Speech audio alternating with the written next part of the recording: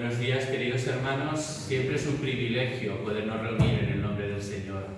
Y no perdamos, ¿verdad?, esta alegría, este gozo en el día del Señor. No perdamos esta buena costumbre, ¿verdad?, que tenemos los creyentes de reunirnos cada domingo juntos para alabar al Señor, para buscarle de corazón, para meditar en su palabra. El título de la predicación de esta mañana es María, sierva del Señor. María, sierva del Señor.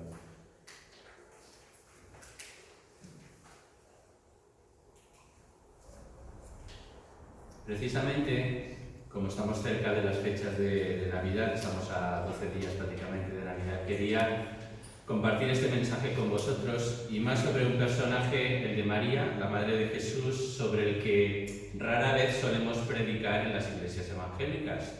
Quizás un poco por contrarrestar pues la doctrina de la Iglesia Católica sobre María, pues la hemos dejado ahí un poco como arrinconada, sin darle el valor que merece dentro de la historia sagrada, ¿no?, dentro de la historia bíblica como la Madre de Jesús. ¿Cuál es la proposición que nos quiere traer el texto en esta mañana? Es que si queremos crecer como hijos de Dios, si queremos madurar en la fe, en el servicio a Dios, debemos tomar ejemplo de María. Debemos tener la actitud de sierva del Señor que María tuvo a lo largo de toda su vida. ¿Y cómo fue esa actitud de María, la Madre de Jesús? Pues veréis, acabamos de leer el relato donde el ángel le anuncia que va a quedar encinta y que el ser que nacerá de ella será llamado Hijo del Altísimo. Ante tal sorprendente anuncio, ante algo tan increíble para ella, puesto que aún no estaba casada, aunque estaba desposada con José, es evidente que la sorpresa y la maravilla de que un propio ángel no se presente para hacerle este anuncio la sobrecoja. Pero hay algo que siempre destaca en esta mujer y es su disposición a hacer la voluntad de Dios. Disponerse para que la voluntad de Dios fuera hecha en su vida. Lo vemos en el pasaje que acabamos de leer al final del versículo 38, que dice María: «He aquí la sierva del Señor, hágase conmigo conforme a tu voluntad».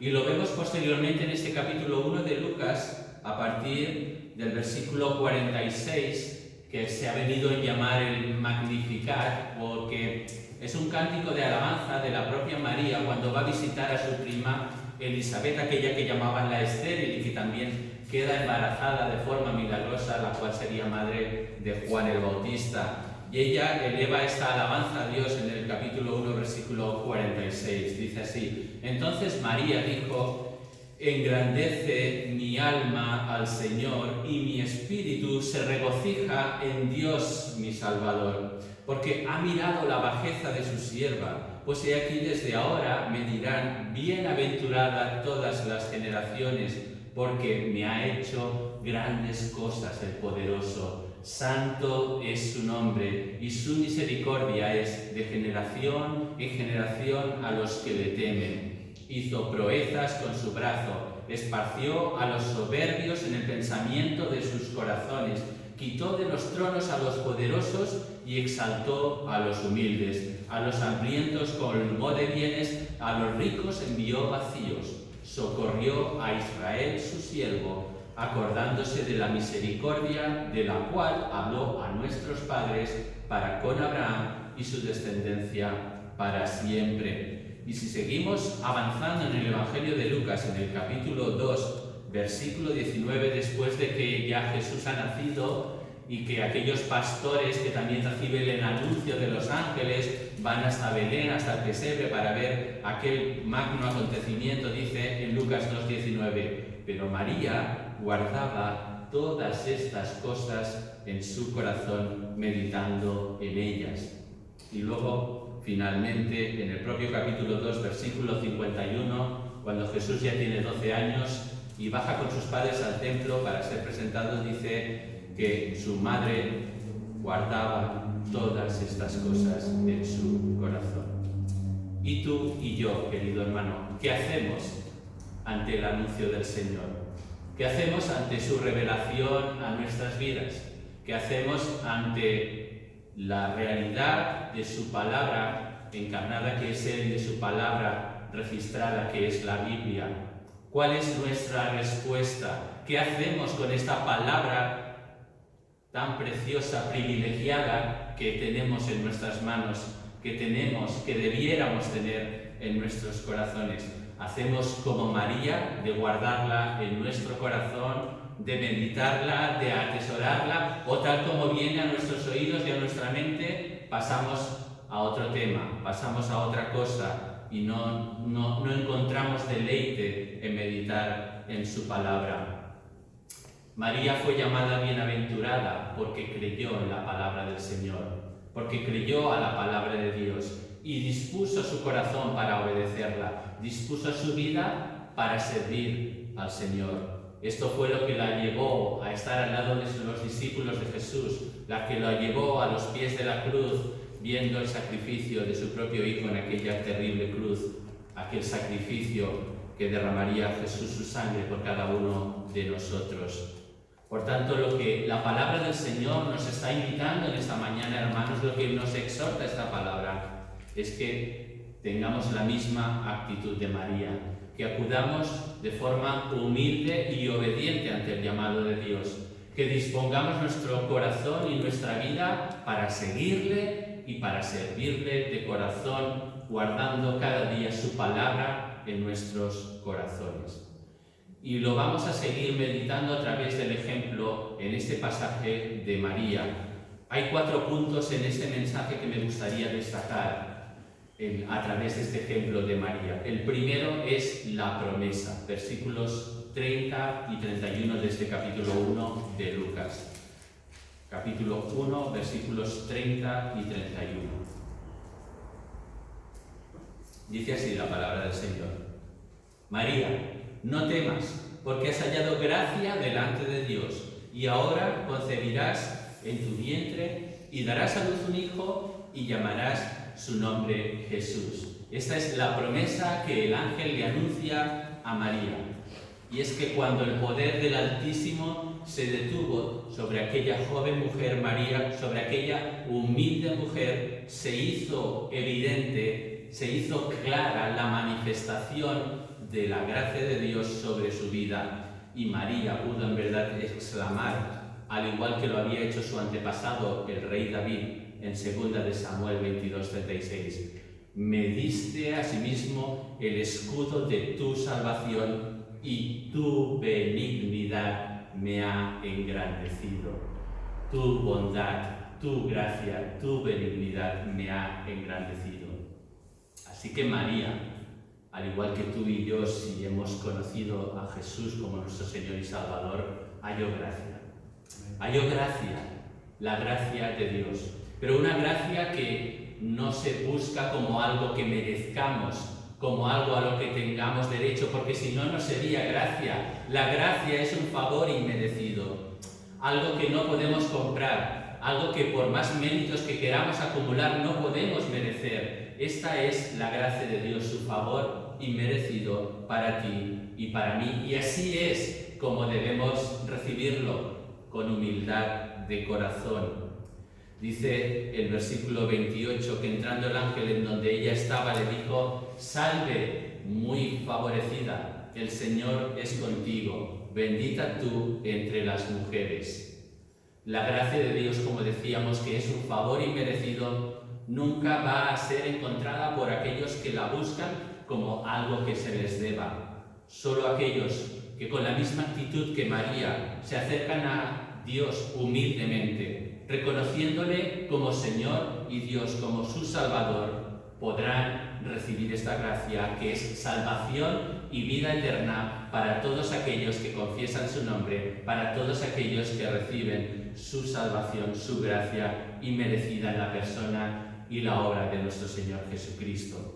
Así que el primer punto de este mensaje es la promesa que Dios hizo a María, y es la promesa que le ha hecho a cada uno de los que están dispuestos de corazón a escuchar su mensaje de salvación, el Evangelio, como algo de la gracia de Dios, como algo inmerecido, como esa promesa que ya en los antiguos hizo Dios a través de los profetas y que perfectamente se cumple en la vida y obra de nuestro Señor Jesucristo.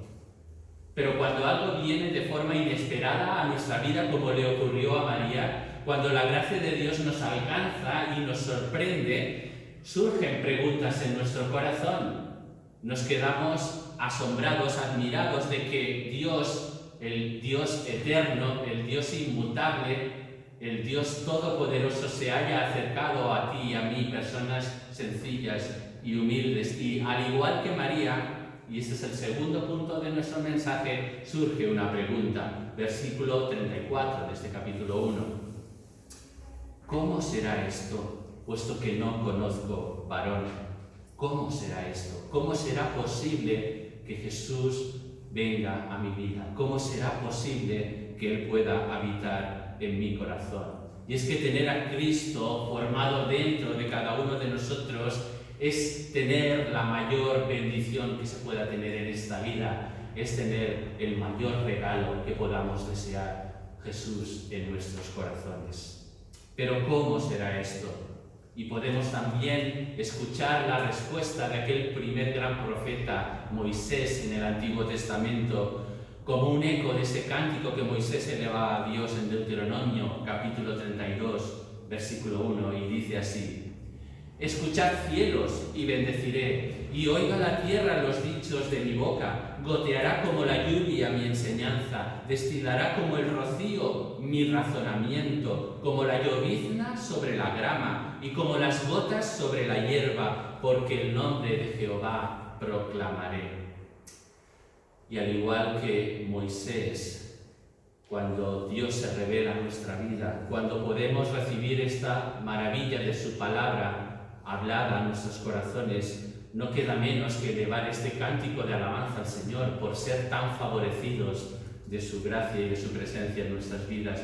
Y es que es algo que el hombre no puede razonar por sí mismo, es algo que la persona no puede alcanzar por más que se esfuerce, y que no es simplemente una experiencia meramente humana que nosotros nos hayamos fabricado, porque ¿quién, como dice el proverbio, quién puede sacar algo limpio de lo que es inmundo? ¿Quién podrá decir, yo he limpiado mi corazón, limpio estoy de pecado? Proverbios 29. Y es que como Jesús mismo le dijo a Nicodemo, de cierto te digo, que el que no naciere de nuevo no puede ver el reino de Dios. Y la pregunta que surge del corazón de Nicodemo ante esta declaración de Jesús en Juan 3:4 es: ¿cómo puede un hombre nacer siendo viejo? ¿Puede acaso por segunda vez entrar en el vientre de su madre? Pues sí, tenemos que nacer de nuevo, algo espiritual que ha de suceder en nuestras vidas.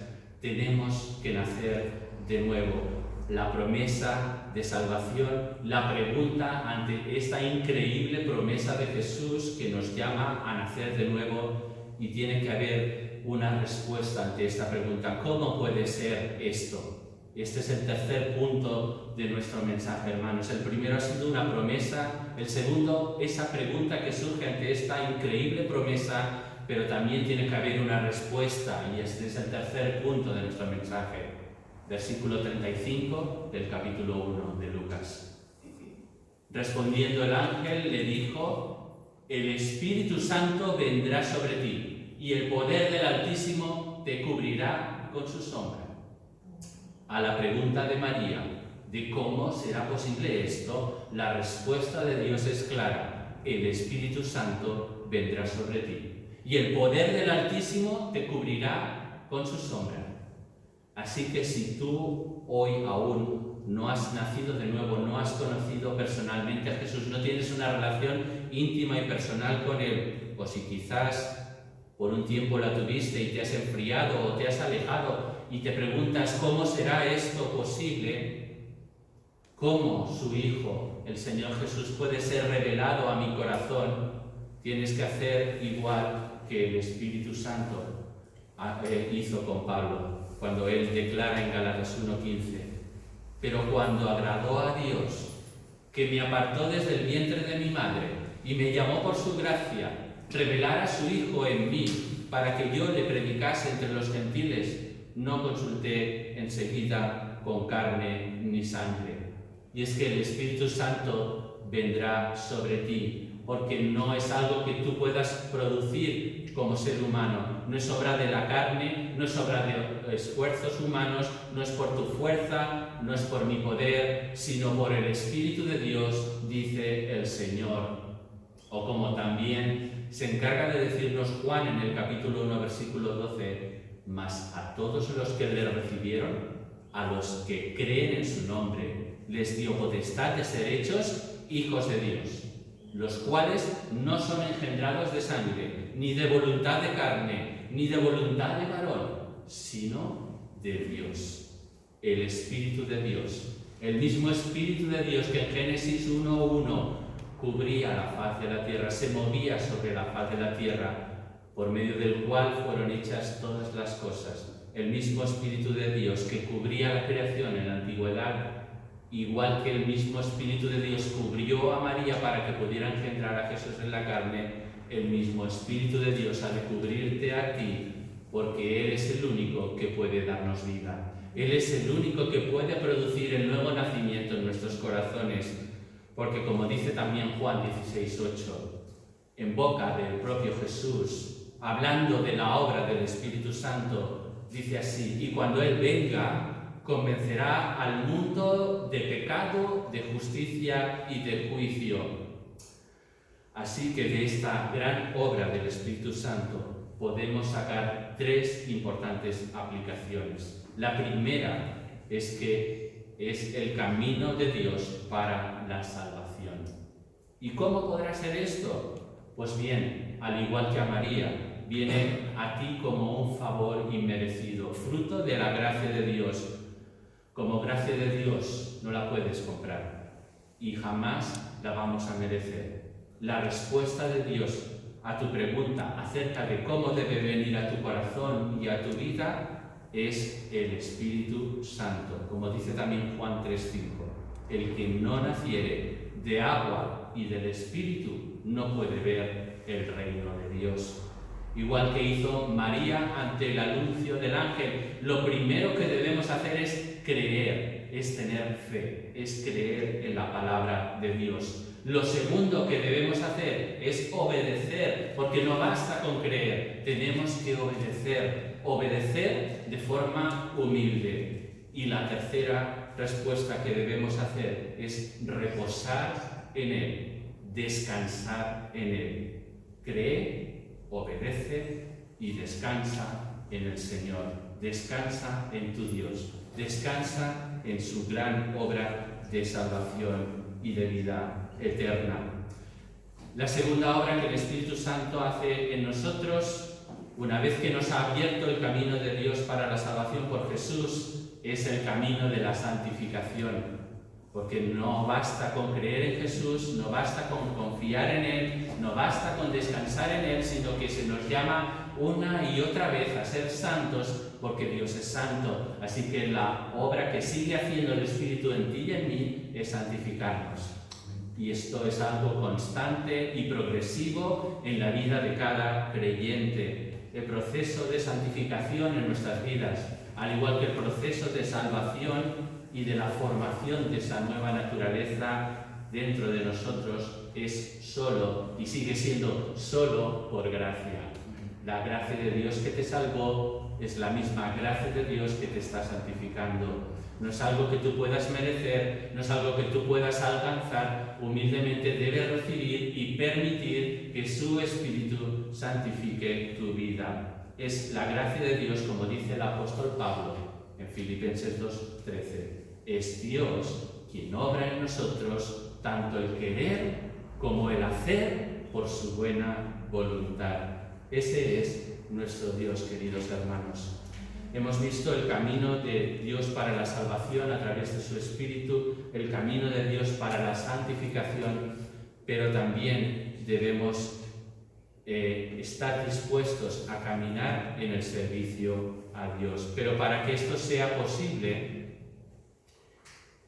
debemos estar dispuestos a que a veces, como ha ocurrido hace un par de días, venga un vendaval que sacuda nuestra vida y quite de nosotros, como esos árboles que ya están perdiendo las hojas secas, y limpie toda esa hojarasca que tantas veces llevamos acumuladas en nuestra vida, todas aquellas cosas secundarias que no son de valor, que no son importantes, pero que están ahí atesoradas en nuestro corazón, y a veces el Espíritu viene como ese vendaval que nos sacude y nos pone en una prueba, en una enfermedad, en una dificultad, y pensamos, ¿y ahora por qué me viene esto? Pero también es obra del Espíritu provocar todo esto para limpiar nuestra vida de esas cosas secundarias que no tienen valor, que nos están distrayendo de lo importante, que nos tienen entretenidos, medio dormidos en cosas sin sentido, para que de verdad podamos ser llenos de su Espíritu Santo, para que dejemos ser llenos cada día, nos dejemos ser llenos cada día, sigamos siendo llenos cada día del Espíritu Santo. Así que a todas nuestras preguntas hacia cómo seremos útiles en la obra del Señor, cómo podremos traer fruto para la gloria de Dios, Él sigue dándonos la misma respuesta: mi Espíritu, el Espíritu de Dios en cada uno de nosotros. Así dice el Señor: en mí se encuentra tu fruto. El mayor fruto es el Señor Jesús, formado por su Espíritu en ti y en mí. El mayor fruto que podemos traer para la gloria de Dios es que el carácter de Cristo sea cada día más y más formado en ti y en mí. Para que esto sea posible, al igual que le sucedió a María, el poder del Altísimo debe seguir cubriéndonos, pero debemos seguir permitiendo que ese poder fluya en nosotros y a través de nosotros, y que como esos vasos de barro en manos del alfarero tengamos la suficiente humildad para dejarnos moldear por el Maestro, por el alfarero, y no seamos hijos rebeldes que nos estamos continuamente quejando porque Dios quiere formar su carácter en nosotros, sino que encuentre en nosotros corazones humildes y sencillos para recibir su poder y su palabra en cada uno de nosotros. Debemos ser llenos del Espíritu Santo, debemos seguir siendo llenos de su Espíritu y del conocimiento de su palabra, para que a través de ella, como dice también Jesús hablando de la obra del Espíritu Santo, Juan 16:13, para que cuando venga el Espíritu de verdad, Él os guiará a toda verdad. La obra que el Espíritu Santo hace y seguirá haciendo en cada uno de nosotros es guiarnos a toda verdad, a la verdad que es Jesús, a la verdad revelada en su palabra, no a la verdad subjetiva y individualista del mundo de hoy en día, sino la verdad con mayúsculas, la verdad que es Jesús mismo. Así que, hermanos, en este camino de servicio a Dios como instrumentos útiles en sus manos, primeramente debemos ser limpiados y totalmente dispuestos y entregados para hacer su voluntad, porque no nos olvidemos que nuestra principal labor en este mundo, mientras permanecemos aquí, mientras no vayamos a su presencia o el Señor venga a buscarnos, es ser sus embajadores. Tú y yo somos embajadores de Cristo, allí donde estemos, allá donde vivamos, allá donde vayamos a trabajar o a estudiar, allá donde nos movamos, en nuestro vecindario, en medio de nuestra familia, de nuestros amigos, somos embajadores de Cristo.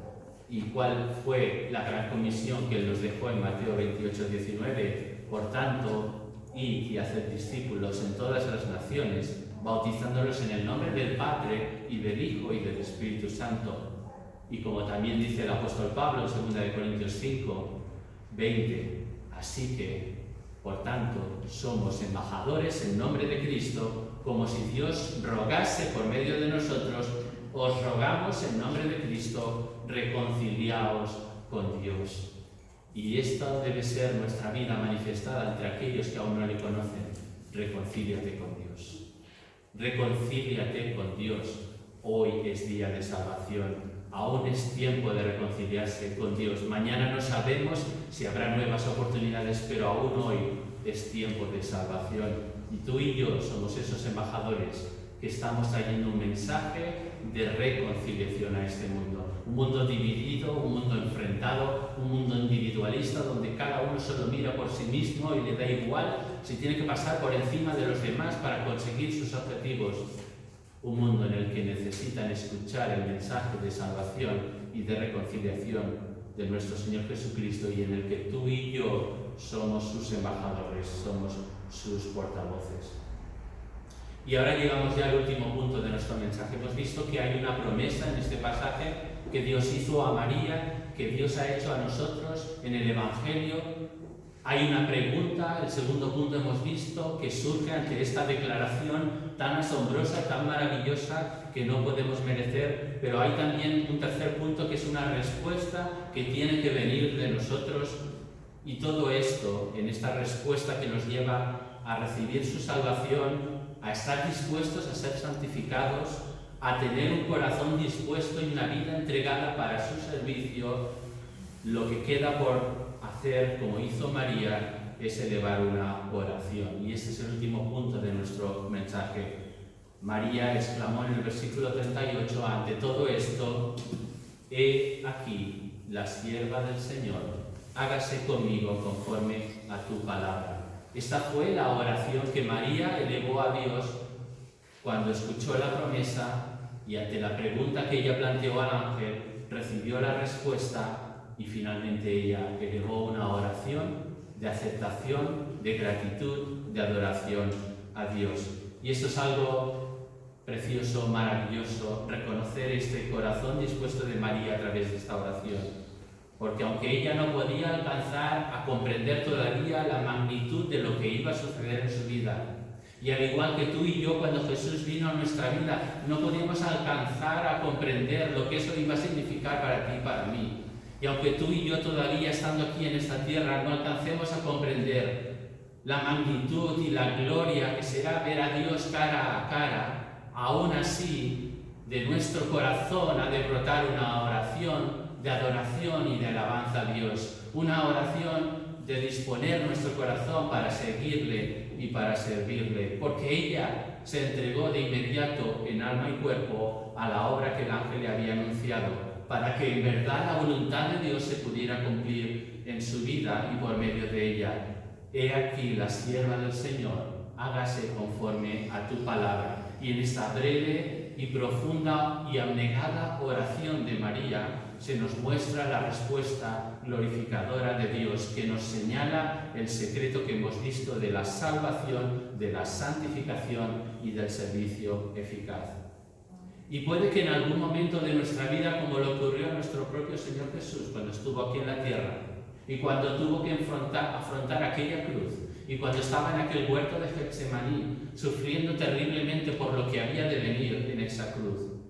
Y aunque pueda surgir esta oración, Padre, si es posible, pase de mí esta copa, pero no se haga lo que yo quiero, sino tu voluntad. Y es posible que en algún momento la voluntad del Señor nos lleve a elevar esta oración como Jesús, Padre, si es posible, no me hagas beber esta copa, pero que finalmente podamos decir como Jesús, pero que no se haga mi voluntad, sino tu voluntad, Señor.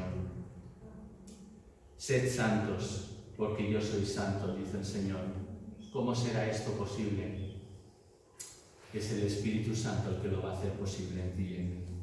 Por tanto, lo último que nos queda es que podamos hacer nuestra esta oración de María y que podamos decirle al Señor de corazón, Señor, aquí estamos, tus hijos e hijas, siervos y siervas tuyos, con un corazón dispuesto para seguirte, para obedecerte y para dejarnos ser santificados por tu Espíritu, porque como hemos leído en el pasaje de hoy, nada es imposible para Dios. Y si nada es imposible para Dios, nada será imposible para ti si estás en Jesús, obedeciendo su voluntad y siendo sensibles al mover de su Espíritu.